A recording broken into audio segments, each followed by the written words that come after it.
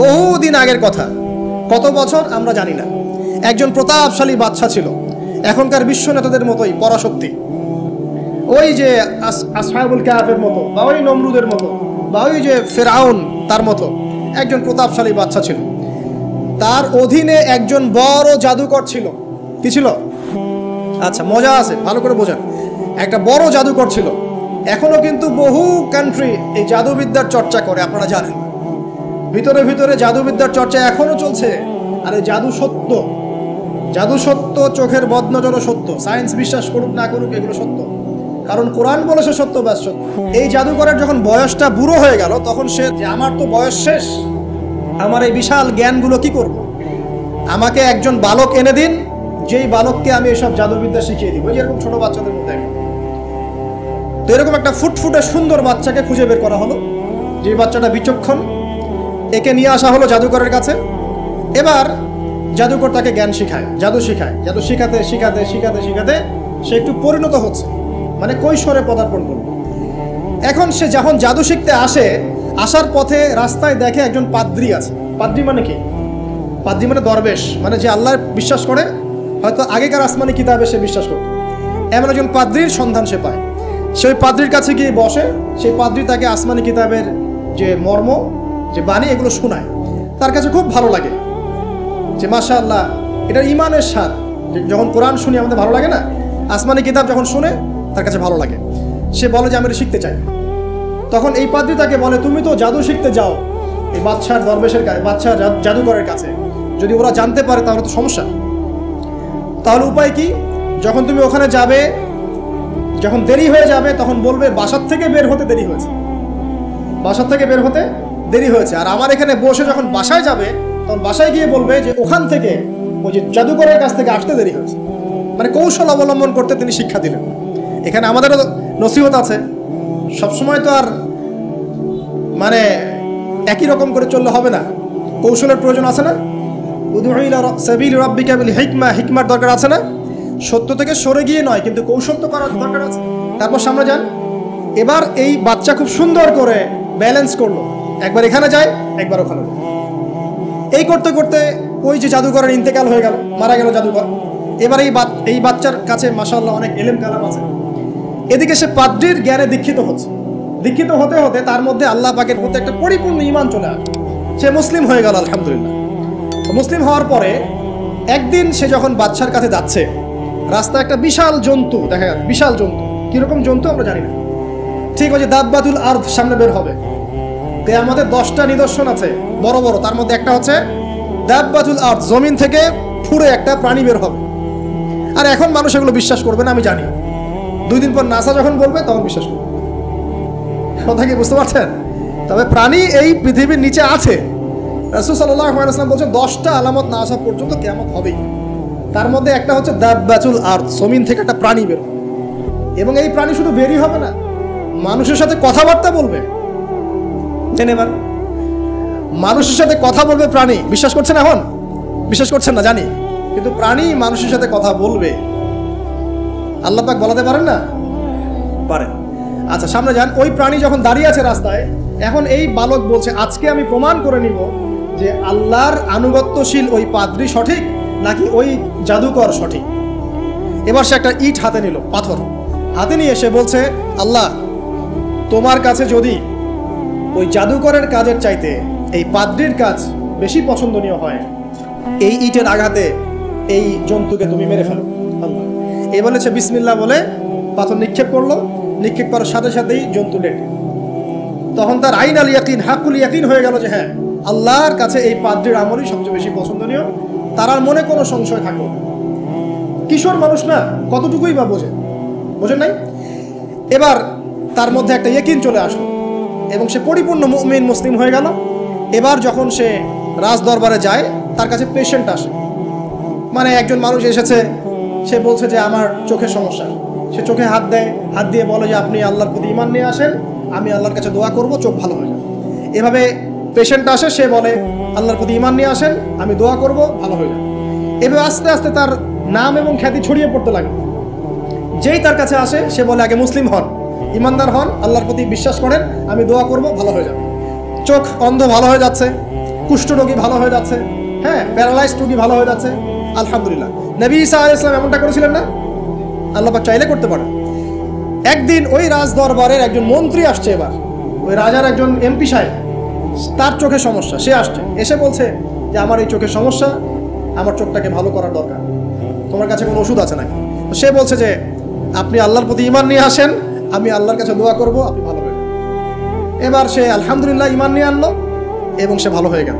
এই ভালো হয়ে যাওয়ার পরের দিন যখন সে আবার ওই পার্লামেন্টে গিয়েছে ওদের তৎকালীন রাজদরবারে, এবার রাজা ওকে দেখে বলছে যে তোমার তো চোখ অন্ধ ছিল, কিভাবে সেবা লাভ করলো? তো সে বলে না কিভাবে সেবা লাভ করলো, সে বলতে চাচ্ছে না, কারণ সে আজ করছে যে বললে সমস্যা হবে। তো এক পর্যায়ে তাকে খুবই পিটুনি দেওয়া হচ্ছে, রিমান্ডে নিয়ে গিয়ে কঠিন মাইট দেওয়া হচ্ছে। এক পর্যায়ে সে মারের যন্ত্রণা সহ্য করতে না পারে বলে ফেললো যে ওই বাচ্চা, তার কাছে গিয়ে আমি আরোগ্য লাভ করেছি এবং সে আমাকে বলেছে যে তার রবের প্রতি ঈমান নিয়ে আসতে, তাহলে আমি শেফা লাভ করব। এই বাচ্চা এখন বলছে ফেরাউনের মতো যে আয়না রব্বুকুমুল আ'লা, আমি তো তোমাদের রব, নমরুদের মতো আমি তো তোমাদের রব, ঠিক আছে, আমি ছাড়া তোমাদের কে রব আছে? মা আলিমতু লাকুম মিন ইলাহিন গায়রি, মা আলিমতু লাকুম মিন ইলাহিন গায়রি, আমি তো জানি না যে আমি ছাড়া তোমাদের কোনো ইলাহ আছে। এবার এই লোকটাকে হত্যা করা হলো, এই এমপি সাহেবকে হত্যা করা হলো, বিকজ সে ঈমান নিয়ে আসে। এবার সেই বালককে ডেকে আনা হচ্ছে, বলা হচ্ছে বলো তুমি নাকি তোমার রবের নাম দিয়ে মানুষের ট্রিটমেন্ট করা শুরু করেছো? তখন সেই বালক বলছে হ্যাঁ, আমি এক আল্লাহর প্রতি বিশ্বাস করি এবং তার রাসূলের প্রতি বিশ্বাস করি, তার প্রেরিত আসমানি কিতাবে বিশ্বাস করি। এখন রাজা বলছে আমি ছাড়া তোমাদের কোন ইলাহ আছে আমি তো জানি না। এই সৈন্যবাহিনী শোনো, এই বালককে ধরো, ধরে নিয়ে গিয়ে উঁচু পাহাড়ে নিয়ে যাও, ওখান থেকে ফেলে দাও। কথা বুঝতে পারছেন? এবার তাকে নিয়ে যাওয়া হলো, ক্রস ফায়ার দেওয়া হবে, এবার উপরে নেওয়া হয়েছে একদম পাহাড়ের উপরে। এবার ওই বালক উপরে উঠে একটা দোয়া করছে, এই দোয়াটা সবাই শিখে নেন। ওই বালক উপরে উঠে দোয়া করছে আল্লাহুম্মা কফিনিহিম বিমা শি'তা, আল্লাহুম্মা কফিনিহিম বিমা শি'তা, আল্লাহুম্মা কফিনিহিম বিমা শি'তা। পাহাড় থরথর করে কাঁপা শুরু করলো এবং ওই সৈন্যবাহিনী পাহাড় থেকে পড়ে গেল, বালকের কিচ্ছু হলো না। আমি কিন্তু বানোয়াট কোনো গল্প বলছি না, এটা কোরআন থেকে বলছি এবং এটা তাফসীর, আপনি যে কোনো তাফসীর পড়েন, মারিফুল কোরআন, তাফসীর ইবনে কাসির, জালালাইন পড়ে দেখেন, জাস্ট পড়ে দেখেন আমার সাথে ডিবেট করার আগে। এবার সে বালক হেঁটে হেঁটে চলে আসলো রাজদরবারে। আবার কি ব্যাপার, তুমি মরো নাই? না, আল্লাহ আমাকে বাঁচিয়েছে, আমার রব আমাকে বাঁচিয়েছে।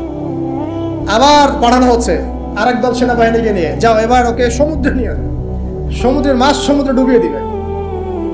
আবার সে ওখানে গিয়ে বলল আল্লাহুম্মা কফিনিহিম বিমা শি'তা, হে আল্লাহ, অর্থ হচ্ছে হে আল্লাহ আমার বিপক্ষে যারা আছে আপনি যা দিয়ে ইচ্ছা ওদের বিরুদ্ধে আমাকে সাহায্য করেন। অর্থটা হচ্ছে এমন, আল্লাহুম্মা কফিনিহিম বিমা শি'তা, আল্লাহ আপনি আমার জন্য যথেষ্ট হয়ে যান, ওদের বিরুদ্ধে আমার জন্য যথেষ্ট হয়ে যান, যা ইচ্ছা তাই দিয়ে আপনি হেদায়েত করুন, মানে আমাকে হেফাজত করুন, ঠিক আছে? আল্লাহুম্মা কফিনিহিম বিমা শি'তা, ছোট্ট দোয়া। এবার ওই সমুদ্র উত্তাল হওয়া শুরু করলো এবং ওরা জাহাজ থেকে পড়ে গেল। এই বাচ্চা সেফলি আবার চলে আসলো রাজদরবারে। বিশ্বাস করছেন না? চলে আসলো। এবার আসার পরে বলছে শোনেন, আমাকে এভাবে মারতে পারবেন না, আমাকে এইভাবে মারা যাবে না, আমি আপনাদেরকে বলে দিচ্ছি কিভাবে আপনি আমাকে মারতে পারবেন। তো বাচ্চা বলছে কিভাবে মারতে পারবো বলো? তখন সেই বাচ্চাটা বলছে যে আপনি সমস্ত এলাকার মানুষকে এক জায়গায় জড়ো করুন, মানে পুরো নেশনের যত মানুষ সবাইকে একটা মাঠে নিয়ে আসবেন, মাঠের মাঝখানে একটা গাছ রোপণ করবেন বা একটা কিছু স্তম্ভ নির্মাণ করবেন, সেখানে আমাকে বেঁধে ফেলবেন। বেঁধে ফেলার পরে আমার এই ধনুক থেকে একটা তীর বের করবেন, তীর বের করে আপনি নিজ হাতে এই তীরটাকে নিশানা দিবেন, দিয়ে বলবেন বিসমিল্লাহ আল্লাহর নামে, বিসমিল্লাহ আল্লাহর নামে, বিসমিল্লাহি রব্বি হাযাল গোলাম বলে ছুড়বেন। অর্থ হচ্ছে আমি এই রবের, আমি এই বাচ্চার রব, আমি এই বাচ্চার রব আল্লাহর নামে তীর ছুড়লাম, এটা বলে তীরটা নিক্ষেপ করবেন, তাহলে আমি মরব, তার আগে মরব। কথা কি বুঝতে পারছি? এবার তাই করা হলো, সমস্ত এলাকার মানুষকে এখানে জড়ো করা হলো। কথাটা ভালো করে বোঝেন, সমস্ত এলাকার মানুষ মানে কি ওই এলাকার সব মানুষ, মানে মুমিন কাফের যে আছে সবগুলাকে একত্রিত করা হলো। করার পরে বাচ্চাটাকে এভাবে একটা জায়গায় বেঁধে দেওয়া হয়েছে, খেজুর গাছে, তাফসীরে এসেছে খেজুর গাছে। এবার সে এখান থেকে তীর বের করে বাদশা বলছে বিসমিল্লাহি রব্বি হাযাল গোলাম, নিক্ষেপ করলো। তীরটা ঠিক আল্লাহ পাকের দৃষ্টি দেখেন এত সূক্ষ্ম, ওইটাই বর্ণনা করেছেন। তীরটা ঠিক বাচ্চার এই জায়গায় লেগেছে, এই যে মাথার এখান থেকে লেগে এদিকে বের হয়ে গেছে। হ্যাঁ, কে বুঝি না? ছেলেটা বাচ্চা ওই বাচ্চা ছেলেটার এই যে কপালের এই পার থেকে এই পার পর্যন্ত তীর চলে গেল এবং বাচ্চাটা শহীদ হয়ে গেল আলহামদুলিল্লাহ। এবং এই বাচ্চাটা যখন মারা গেল বা শহীদ হয়ে গেল, আর সারা এলাকার মানুষ কি দেখলো যে বাচ্চা তাকে দুইবার চেষ্টা করে মারতে পারে নাই, কিন্তু তার রবের নাম যখন নেওয়া হয়েছে, আল্লাহর নাম নেওয়া হয়েছে, মারতে পেরেছে। দেন পুরো এলাকার সমস্ত মানুষ মুসলিম হয়ে গেল। একজন বাচ্চার জীবনের বিনিময়ে সমস্ত এলাকার মানুষ ইসলামের হেদায়েত পেয়ে গেল। এবার বাচ্চার মাথা তো আরো খারাপ, একটাকেই সামলাতে পারছিলাম না, এবার তো সমস্ত এলাকার মানুষ মুসলিম হয়ে গেছে। এখন কি করবেন? এখন সেনাবাহিনীকে আদেশ করা হয়েছে সমস্ত মানুষগুলোকে জড়ো করে একটা গর্ত খুঁড়ে সেখানে আগুন জ্বালাও, আগুন জ্বালিয়ে সমস্ত মানুষকে ফেলে দাও। দৃশ্যটাকে কল্পনা করতে পারছেন? একটা পুরো এলাকার মানুষকে একটা মাঠের মধ্যে একত্রিত করে সেখানে আগুন জ্বালিয়ে সবাইকে সেখানে ফেলে দেওয়া হলো এবং তারা চতুর্দিক থেকে এটাকে অবলোকন করতে লাগলো, মজা উপভোগ করতে লাগলো। এটাই আল্লাহ পাক বলছেন, কুতিলা আসহাবুল উখদুদ ইয হুম আলাইহা কুউদ ওয়া হুম আলা মা ইয়াফআলুনা বিল মুমিনিনা শুহুদ। শেষ পর্যায়ে তাফসীরে এসেছে, শেষ পর্যায়ে একজন মায়ের কোলে একটা ছোট্ট বাচ্চা ছিল। তো সেই মা নিজে লাভ দিবে এটাতে তার কোনো সমস্যা নেই, কিন্তু বাচ্চাটাকে নিয়ে লাভ দেওয়ার জন্য সে ইতস্তত বোধ করছে। কারণ আল্লাহ রাব্বুল আলামিন সেই ছোট্ট বাচ্চাটার কোলে, সেই ছোট্ট বাচ্চাটার জবানের মধ্যে আল্লাহর কুদরত নিদর্শন নাজিল করলেন। ওই বাচ্চাটা কথা বলা শুরু করলো। সেই বাচ্চাটা বলল, লা তাখাফি ইয়া উম্মা। এটা শব্দটা এমন এসেছে, ইয়া উম্মা, হে আমার মা, লা তাখাফি, তুমি ভয় করো, ফাইন্নাকি আলাল হক, কারণ আপনি সত্যের উপর আছেন, লাভ দিন। যারাই সে অগ্নিকুণ্ডে সেদিন লাভ দিয়েছে তারাই জান্নাতের স্বাদ পেয়েছেন। এই হলো আসহাবুল উখদুদের ঘটনা, যেটা আল্লাহ রাব্বুল আলামিন সূরা বুরুজের মধ্যে বলেছেন। এখানে একটাই শিক্ষণীয় বিষয়, ঈমান এর শক্তি একজন ছোট্ট বালকের মধ্য দিয়ে কিভাবে আল্লাহ রাব্বুল আলামিন পুরো নেশনকে হেদায়েত করতে পারেন, এবং আল্লাহ রাব্বুল আলামিন সমস্ত পরিকল্পনার উপরে মহা পরিকল্পনাকারী, এবং আল্লাহ সুবহানাহু ওয়া তাআলা তাদেরকে চিরস্মরণীয় করে রেখেছেন কোরআনের পাতায়। কিয়ামত পর্যন্ত মানুষ এই ঘটনা পড়বে, তাদের থেকে শিক্ষা করবে না? আল্লাহ রাব্বুল আলামিন সবচেয়ে বেশি স্মার্ট না আমরা সবচেয়ে বেশি স্মার্ট? এরপরে আল্লাহ রাব্বুল আলামিন বলছেন যে তারা ঈমান আনা ছাড়া অন্য কোনো অপরাধ করে নাই। এই মুমিন যারা ছিল, আগুনে লাফ দিয়েছে, এদের কি কোনো অপরাধ ছিল? এদের কোনো অপরাধ ছিল? কি অপরাধ ছিল? তারা শুধুমাত্র কি ছিল? মুমিন ছিল। ঈমান আনার ফলে তাদের এই পরিণতি হয়েছে, তাদেরকে অগ্নিকুণ্ডে লাফ দিতে তারা বাধ্য হয়েছে। যারা দিয়েছে তারা কি জান্নাতি না জাহান্নামী? জান্নাতি। ওই যে বালক যে একা দৃষ্টান্ত স্থাপন করে গেল, পুরো নেশনকে হেদায়েত দিয়ে গেল, এই বালক সফল না ব্যর্থ? আল্লাহ রাব্বুল আলামিন যদি চান তাহলে এরকম একজন দুইজন মানুষকে দিয়েও পুরো নেশনকে হেদায়েত করাতে পারেন। এবং যেটা হয়ে গেছে আগে সেটা এই যুগেও সম্ভব না। শুধু সম্ভবই না, বরং আপনাদের চোখের সামনে এটা হয়েছেও, কিন্তু আপনারা সেটা বুঝতে পারেন নাই। আপনাদের চোখের সামনে যুগের পর যুগ এমন ঘটনা ঘটেছেও, কিন্তু আপনারা হয়তো বুঝতে পারেন নাই, ধরতে পারেন নাই। আল্লাহ রাব্বুল আলামিন এমন মানুষদেরকে দিয়ে পুরো নেশনকে হেদায়েত করেন। কিছু মানুষকে আল্লাহ পাক পরীক্ষায় ফেলেন, তাদের মধ্য দিয়ে আল্লাহ পুরো নেশনকে হেদায়েত করতে পারেন। তো আল্লাহ পাক এখানে বুরুজ বিশিষ্ট আসমানের কসম করে বলছেন, ওয়াল ইয়াউমিল মাউউদ, এবং আমি আরো কসম করছি প্রতিশ্রুত দিনের। ইয়াউম মানে দিন, মাউউদ মানে হচ্ছে যেই দিনটার ওয়াদা করা হয়েছে, মানে প্রতিশ্রুত দিন। এটা কোন দিন? কিয়ামতের দিন। শুকরিয়া। ওয়াল ইয়াউমিল মাউউদ মানে হচ্ছে কিয়ামতের দিনের কসম। কিয়ামতের দিনটা কি? একটা বাক্য উত্তর হচ্ছে ইয়াউমা লা তামলিকু নাফসুন লিনাফসিন শাইআ। কিয়ামতের দিন এমন একটা দিন যেই দিন কোনো নফস, মানে কোনো সত্তা অন্য কোনো সত্তার যাররা পরিমাণ উপকার করতে পারবে না। ইয়াউমা লা তামলিকু নাফসুন লিনাফসিন শাইআ ওয়াল আমরু ইয়াউমাইযিল লিল্লাহ, যেদিন সমস্ত কিছুর দায়িত্ব, আমর, কর্তৃত্ব শুধুমাত্র আল্লাহ পাকের হাতে থাকবে। এই হলো কিয়ামতের দিন। এখানে কোনো পলিটিক্যাল সম্পর্ক চলবে না, কোনো বংশের সম্পর্ক চলবে না, রক্ত, বর্ণ, জাতীয়তাবাদ চলবে না। চলবে কি? ঈমান এবং আমল। ঈমান এবং আমল, এর উপরে আল্লাহ পাক যাকে রহম করবেন সেই জান্নাতে যেতে পারবে। মানুষ তার আমলের বদৌলতেও জান্নাতে যাবে না। মানুষ তার আমলের বদৌলতে কখনো জান্নাতে যাবে না যদি না আল্লাহ পাক তাকে রহম করেন। একজন আবেদ ব্যক্তির ঘটনা আছে, এগুলো সহিহ হাদিসের মধ্যেই আছে। 500 বছর আল্লাহ পাকের ইবাদত করেছিল। কত বছর? 500 বছর। তাকে যখন বলা হচ্ছে যে তুমি আল্লাহর রহমতে জান্নাতে যাও, সে বলে বসেছিল যে, বা বলে বসবে কিয়ামতের মাঠে যে আমার আমলের বদৌলতে।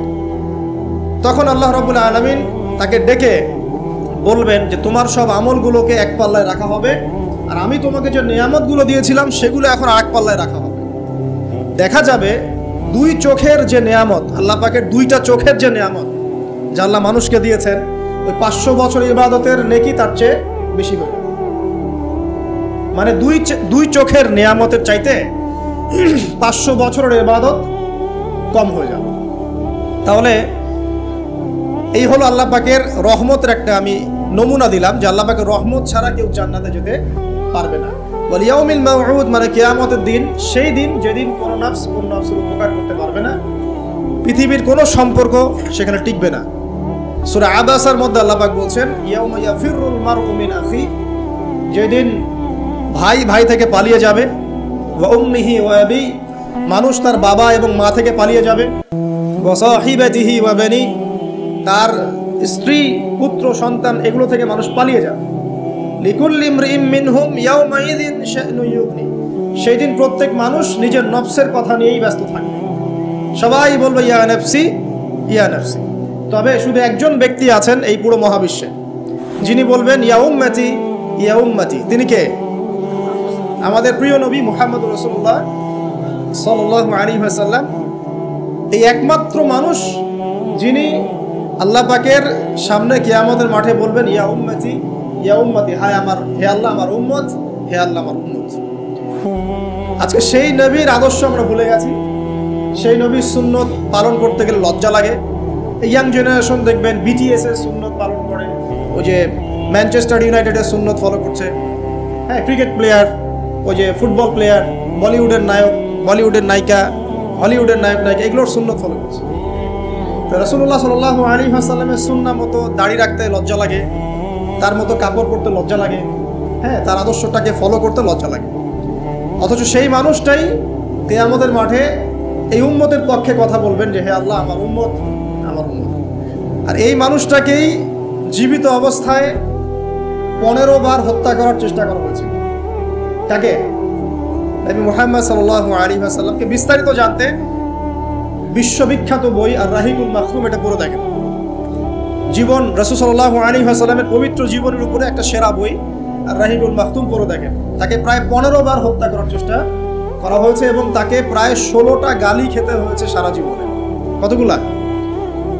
যার চরিত্রের মধ্যে যাররা পরিমাণ কোনো পঙ্কিলতা নাই, তাকে মানুষ 16টা গালি দিয়েছে। মানুষ বলেছে এই ব্যক্তি জাদুকর, সাহের, নাউজুবিল্লাহ। এই ব্যক্তি কাযযাব, নাউজুবিল্লাহ, মিথ্যাবাদী। মিথ্যাবাদী না, কাযযাব মানে মহা মিথ্যাবাদী। কাযযাব মানে কি? মহা মিথ্যাবাদী। তারপরে বলা হচ্ছে এই ব্যক্তি সাহের, জাদুকর। এই ব্যক্তি হচ্ছে মজনুন, পাগল। এগুলো মানুষ বলেছে, আইয়ামে জাহিলিয়াতের মানুষ। তো এই যে আবু জাহেল, আবু লাহাবরা যে কথাগুলো বলেছিল, আজকের এই সো কল্ড বাক স্বাধীনতার যুগে কিছু মানুষ এই কথা বলে না? বলে না? তো এরা কার উত্তরসূরি বুঝতে পারছেন? এই যে আবু লাহাব যে বলেছিল আলী জামাআতানা লিহাদা, সে বলেছিল আলী জামাআতানা লিহাদা। ওই পাহাড়ের নিচে দাঁড়িয়ে আবু লাহাব বলছিল। নবী সাল্লাল্লাহু আলাইহি ওয়াসাল্লাম বলছেন তোমরা সবাই শুধু বলো কুলু লা ইলাহা ইল্লাল্লাহ তুফলিহুন। হে আমার চাচারা, কুরাইশ বংশের যারা আছেন আপনারা, ইয়া মা'আশারুল কুরাইশ, আপনারা শুধু বলেন কুলু লা ইলাহা ইল্লাল্লাহ, খালি একবার বলেন যে লা ইলাহা ইল্লাল্লাহ তুফলিহুন, আপনারা সফল হয়ে যাবেন, আরব আজম উভয়ের রাজত্ব পাবেন। নবীজি বলছেন। তখন আবু লাহাব হাততালি দিয়ে বলছিল আলি হাদা জামাআতানা, এই জন্য আমাদেরকে এখানে একত্রিত করেছো। তখনই হাততালি দিয়ে পাথর নিয়ে রাসূল সাল্লাল্লাহু আলাইহি ওয়াসাল্লামের দিকে নিক্ষেপ করেছে। নাউযুবিল্লাহ। তো তখনই আল্লাহ পাক আয়াত নাজিল করলেন। কোন আয়াত? তাব্বাত ইয়াদা আবি লাহাবিন ওয়া তাব, ধ্বংস হোক আবু লাহাবের দুই হাত, যে দুই হাত দিয়ে সে পাথর নিক্ষেপ করেছে, ওয়া তাব, এবং সে নিজেও ধ্বংস হোক। দেখেন, কিয়ামত পর্যন্ত কোরআন থাকবে না, এই সূরাটা থাকবে না। তো কিয়ামত পর্যন্ত মানুষ কোরআন তেলাওয়াতের মধ্য দিয়ে আবু লাহাবকে গালি দিবে, দিবে না? কিয়ামত পর্যন্ত মানুষ কোরআন তেলাওয়াতের মধ্য দিয়ে আবু লাহাবকে কিন্তু অভিসম্পাত করতে থাকবে যে তুমি ধ্বংস হও, তোমার দুই হাত ধ্বংস। এই হলো নবী সাল্লাল্লাহু আলাইহি ওয়াসাল্লামের শান।